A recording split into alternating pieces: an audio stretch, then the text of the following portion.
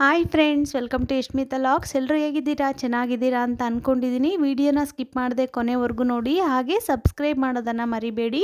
ಈಗಾಗಲೇ ಯಾರೆಲ್ಲ ನನ್ನ ಚಾನಲ್ನ ಸಬ್ಸ್ಕ್ರೈಬ್ ಮಾಡ್ಕೊಂಡಿದ್ದೀರೋ ಅವರೆಲ್ಲರಿಗೂ ತುಂಬು ಹೃದಯದ ಧನ್ಯವಾದಗಳು. ಇವತ್ತು ಮಾಡಿ ತೋರಿಸ್ತಾ ಇರೋಂಥ ರೆಸಿಪಿ ಈವ್ನಿಂಗ್ ಸ್ನ್ಯಾಕ್ಸ್ಗೆ ಕ್ರಿಸ್ಪಿಯಾಗಿ ಟೇಸ್ಟಿಯಾಗಿ ತುಂಬಾ ಚೆನ್ನಾಗಿರುತ್ತೆ. ಟೀ ಜೊತೆ ಅಂತೂ ಇನ್ನೂ ಸೂಪರಾಗಿರುತ್ತೆ ಇದ್ರ ಕಾಂಬಿನೇಷನ್ನು. ಬನ್ನಿ ಈಗ ಹೇಗೆ ಮಾಡೋದು ಅಂತ ನೋಡೋಣ. ನಾನಿಲ್ಲಿ ಒಂದು ಬೌಲು ಕಡಲೆಬೇಳೆನ 2 ರಿಂದ 3 ಬಾರಿ ವಾಶ್ ಮಾಡಿಕೊಂಡು ನಾನಿಲ್ಲಿ ಒಂದು 2 ಅವರ್ಸು ನೆನೆಯಲಿಕ್ಕೆ ಇಟ್ಕೊಳ್ತಾ ಇದ್ದೀನಿ. ನಾನಿಲ್ಲಿ 1 kg ಆಗೋಷ್ಟು ಅವರೆಕಾಯಿನ ತೊಗೊಂಡಿದ್ದೆ. ಸಿಪ್ಪೆ ಎಲ್ಲ ತೆಗೆದುಬಿಟ್ಟು ಓವರ್ ನೈಟ್ ನೆನೆಸಿಟ್ಟಿದ್ದೆ. ನೆನೆಸಿಟ್ಬಿಟ್ಟು ಈ ರೀತಿಯಾಗಿ ಇದುಕ್ಕೊಂಡಿದ್ದೀನಿ. ಈ ರೀತಿಯಾಗಿ ಇದುಕ್ಕೊಬೇಕಾಗುತ್ತೆ. ಇದು ಹಿಂಗೆ ಪ್ರೆಸ್ ಮಾಡಿದರೆ ಸಾಕು, ಬಂದುಬಿಡುತ್ತೆ ಸಿಪ್ಪೆ, ಚೆನ್ನಾಗಿ ನೆಂದಿರುತ್ತೆ. ನಾನಿಲ್ಲಿ ಅದನ್ನು 3 ಬೌಲಷ್ಟು ಇದ್ಕಿರೋಂಥ ಅವರೆಬೇಳೆ ತೊಗೊಂಡಿದ್ದೀನಿ. 1 ಬೌಲಷ್ಟು ಕಡಲೆಬೇಳೆ, ಅದು ಚೆನ್ನಾಗಿ ನೆಂದಿದೆ. ಇವಾಗ ನೋಡಿ, ಚೆನ್ನಾಗಿ ನೆಂದಿದೆ. 2 ಅವರ್ಸ್ ಆಗಿದೆ. ನಾನಿಲ್ಲಿ 2 ಈರುಳ್ಳಿನ ಸ್ಮಾಲಾಗಿ ಕಟ್ ಮಾಡ್ಕೊಂಡು ಇಟ್ಕೊಂಡಿದ್ದೀನಿ, ಸ್ಮಾಲ್ ಪೀಸಸ್ ಆಗಿ. ಹಾಗೆ ಕೊತ್ತಂಬರಿ ಸೊಪ್ಪು, ಸಬ್ಬಕ್ಕಿ ಸೊಪ್ಪು ತೊಗೊಂಡಿದ್ದೀನಿ. ಇದು ಆಪ್ಷನ್ನು, ಬೇಕಾದ್ರೆ ತೊಗೋಬೋದು, ಬೇಡ ಅಂದರೆ ಬಿಟ್ಬಿಡಿ. ಇವಾಗ ನಾನಿಲ್ಲಿ 1 ಇಂಚಷ್ಟು ಶುಂಠಿ, 1 ಗಡ್ಡೆ ಬೆಳ್ಳುಳ್ಳಿ ಸಿಪ್ಪೆ ತೆಗೆದಿಟ್ಕೊಂಡಿದ್ದೀನಿ. ಹಾಗೆ ಒಂದು 5 ರಿಂದ 6 ಮೆಣಸಿನ್ಕಾಯಿ ತೊಗೊಂಡಿದ್ದೀನಿ. ನೀವು ಖಾರಕ್ಕೆ ತಕ್ಕಂಗೆ ನೋಡ್ಕೊಂಡು ತೊಗೊಳ್ಳಿ. ಅದಾದ ನಂತರ ನಾನಿಲ್ಲಿ ಫಸ್ಟ್ ಗ್ರೈಂಡ್ ಮಾಡ್ಕೊಂಡಿದ್ದೀನಿ. ಅದಾದ ನಂತರ ಕಡಲೆಬೇಳೆ ನೆನೆಸಿರೋದನ್ನು ಸೇರಿಸ್ಕೊಂಡು ಗ್ರೈಂಡ್ ಮಾಡ್ಕೊತಾ ಇದ್ದೀನಿ. ಫಸ್ಟು ಮೆಣಸಿನ್ಕಾಯಿ, ಶುಂಠಿ, ಬೆಳ್ಳುಳ್ಳಿಯನ್ನು ಚೆನ್ನಾಗಿ ಗ್ರೈಂಡ್ ಮಾಡ್ಕೊಳ್ಳಿ. ಇಲ್ಲಾಂದರೆ ಬಾಯಿಗೆ ಸಿಗ್ತಾ ಇರುತ್ತೆ. ಕೆಲವೊಬ್ಬರಿಗೆ ಇಷ್ಟ ಆಗಲ್ಲ ಅನ್ನೋರು ಫಸ್ಟೇ ಗ್ರೈಂಡ್ ಮಾಡ್ಕೊಳ್ಳಿ. ಇಷ್ಟ ಆಗುತ್ತೆ ಅನ್ನೋರು ಅದೇ ಚಿಕ್ಕದಾಗಿ ಕೂಡ ಕಟ್ ಮಾಡ್ಕೊಂಡು ಹಾಕ್ಕೊಳ್ಬೋದು. ನೋಡಿ, ಇವಾಗ ನಾನು ಮಿಕ್ಕಿರೋಂಥ ಕಡಲೆಬೇಳೆನೂ ಕೂಡ ಗ್ರೈಂಡ್ ಮಾಡ್ಕೊಂಡು ಸೇರಿಸ್ಕೊಂಡಿದ್ದೀನಿ. ಹಾಗೆ ನಾನಿಲ್ಲಿ ಇದ್ಕಿರೋಂಥ ಅವರೆಬೇಳೆ ಸಹ ಗ್ರೈಂಡ್ ಮಾಡ್ಕೊಳ್ತಿದ್ದೀನಿ. ತುಂಬ ನೈಸಾಗಿ ಗ್ರೈಂಡ್ ಮಾಡ್ಕೊಳಕ್ಕೆ ಹೋಗ್ಬೇಡಿ, ತರಿಯಾಗಿ ಗ್ರೈಂಡ್ ಮಾಡ್ಕೊಬೇಕಾಗುತ್ತೆ. ಉಳಿದಿರೋ ಅಂಥ ಅವರೆಕಾಳನ್ನೆಲ್ಲ ಇದೇ ರೀತಿಯಾಗಿ ತರಿಯಾಗಿ ಗ್ರೈಂಡ್ ಮಾಡ್ಕೊಳ್ಳಿ. ನಾನಿಲ್ಲಿ ಸ್ವಲ್ಪ ಅವರೆಕಾಳನ್ನ ಸೈಡಲ್ಲಿ ಎತ್ತಿಟ್ಕೊಂಡಿದ್ದೆ, ಒಂದು ಅರ್ಧ ಬೌಲಷ್ಟು. ಅದನ್ನು ಸಹ ಇದ್ರ ಜೊತೆ ಮಿಕ್ಸ್ ಮಾಡ್ಕೊಳ್ತಾ ಇದ್ದೀನಿ. ಅದಾದ ನಂತರ ನಾನಿಲ್ಲಿ ಚಿಕ್ಕದಾಗಿ ಕಟ್ ಮಾಡಿರೋಂಥ ಈರುಳ್ಳಿನೂ ಸಹ ಮಿಕ್ಸ್ ಮಾಡ್ಕೊಳ್ತಾ ಇದ್ದೀನಿ. ಹಾಗೆ ಸಬ್ಬಕ್ಕಿ ಸೊಪ್ಪು, ಹಾಗೆ ಕೊತ್ತಂಬರಿ ಸೊಪ್ಪು ಸಹ ಸೇರಿಸ್ಕೊಳ್ತಾ ಇದ್ದೀನಿ. ಸಬ್ಬಕ್ಕಿ ಸೊಪ್ಪು ಇಷ್ಟ ಆಗಲ್ಲ ಅನ್ನೋರು ಸ್ಕಿಪ್ ಮಾಡ್ಕೊಬೋದು, ಇಷ್ಟ ಆಗುತ್ತೆ ಅನ್ನೋರು ಸೇರಿಸ್ಕೊಳ್ಬೋದು. ಸಬ್ಬಕ್ಕಿ ಸೊಪ್ಪು ಹಾಕೋದ್ರಿಂದ ಟೇಸ್ಟ್ ಇನ್ನೂ ಚೆನ್ನಾಗಿರುತ್ತೆ.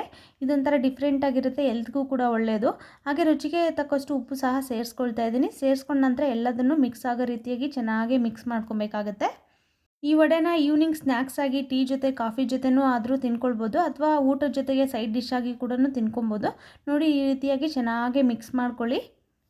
ಅವರೆಕಾಳು ವಡೆ ತುಂಬಾ ಟೇಸ್ಟಿಯಾಗಿ, ಕ್ರಿಸ್ಪಿಯಾಗಿ, ಇನ್ಸ್ಟೆಂಟಾಗಿ ಬೇಗನೆ ಆಗಿಬಿಡುತ್ತೆ. ನೀವು ಕೂಡ ಟ್ರೈ ಮಾಡಿ, ನಿಮಗೂ ಕೂಡ ಖಂಡಿತವಾಗ್ಲೂ ಇಷ್ಟ ಆಗುತ್ತೆ. ನೋಡಿ, ಇವಾಗ ಎಲ್ಲ ಮಿಕ್ಸ್ ಮಾಡ್ಕೊಂಡಾಯಿತು. ನಾನಿವಾಗ ಸ್ಮಾಲ್ ಸೈಜಾಗಿ ಉಂಡೆ ಮಾಡ್ಕೊಳ್ತಾ ಇದ್ದೀನಿ.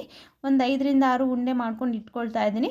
ನೀವು ಬೇಕಾದರೆ ಡೈರೆಕ್ಟಾಗೇ ಹಂಗೇ ಮಾಡ್ಕೊಂಡು ಹಾಕ್ಕೊಳ್ಬೋದು. ಇವಾಗ ನಿಮಗೆ ಸೈಜ್ ನೋಡಿಕೊಂಡು ಹಾಕ್ಕೊಳ್ಳಿ. ತುಂಬ ದಪ್ಪಕ್ಕೂ ತಟ್ಕೊಳ್ಬಾರ್ದು, ತುಂಬ ತೆಳ್ಳಗೂ ತಟ್ಕೊಬಾರ್ದು. ನೋಡಿ, ಒಂದು ಮೀಡಿಯಮಾಗೆ ಈ ಥರ ಸ್ಪ್ರೆಡ್ ಮಾಡ್ಕೊಳ್ಳಿ. ನೀವು ಬಾಳೆ ಎಲೆ ಇದ್ದರೆ ಬಾಳೆ ಎಲೆ ತೊಗೊಳ್ಳಿ, ಬಟರ್ ಪೇಪರ್ ಇದ್ದರೆ ಬಟರ್ ಪೇಪರ್ ತೊಗೊಳ್ಳಿ, ಇಲ್ಲ ಅಂತಂದರೆ ಆಯಿಲ್ ಪಾಕೆಟ್ ಕವರ್ ಇದ್ರೂ ಅದನ್ನು ತೊಗೊಬೋದು.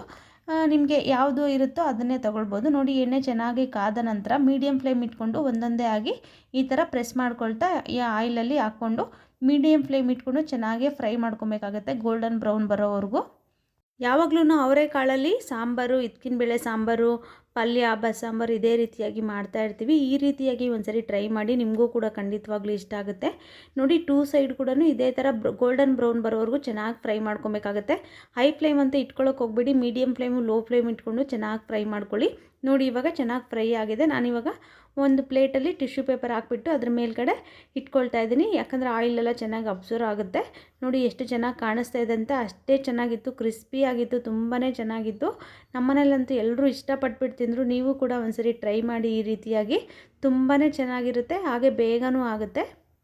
ಯಾರಿಗೆಲ್ಲ ಈ ರೆಸಿಪಿ ಇಷ್ಟ ಆಗಿದೆಯೋ ಲೈಕ್ ಮಾಡಿ, ಶೇರ್ ಮಾಡಿ, ಕಮೆಂಟ್ ಮಾಡಿ, ಹಾಗೆ ಸಬ್ಸ್ಕ್ರೈಬ್ ಮಾಡೋದನ್ನು ಮರಿಬೇಡಿ.